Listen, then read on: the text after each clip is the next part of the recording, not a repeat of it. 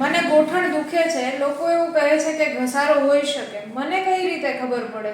શું આપને પણ આ જ જાતના પ્રશ્નો થાય છે?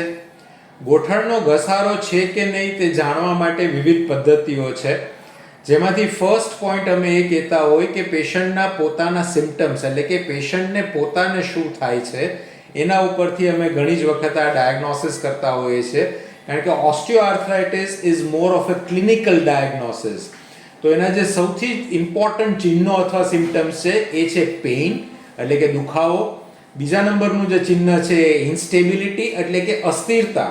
ઘણી વખતે સાંધો અસ્થિર છે એવો એક અનુભવ થવો, જેના હિસાબે પેશન્ટને પડી જવાનો ડર લાગતો હોય છે.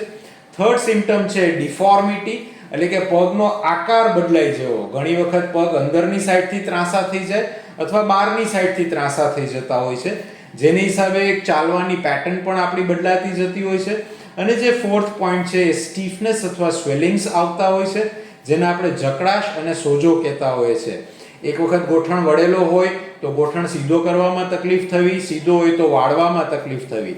પણ સિમ્ટમ નંબર 1 ઇઝ પેઇન. જો આપને હાલવા ચાલવામાં, ઊભા રહેવામાં, હરવા ફરવામાં, દાદરાની ચઢ ઉતર કરવામાં અને તમારી દિનચર્યામાં દુખાવો થતો હોય અને એ દુખાવો જો આપની ક્વોલિટી ઓફ લાઈફને અફેક્ટ કરતો હોય તો એ ચોક્કસ ગોઠણનો સાંધાનો ઘસારો હોઈ શકે. આ લગતી વધારે માહિતી મેળવવા માટે અમને ફોલો કરતા રહો. Thank you so much.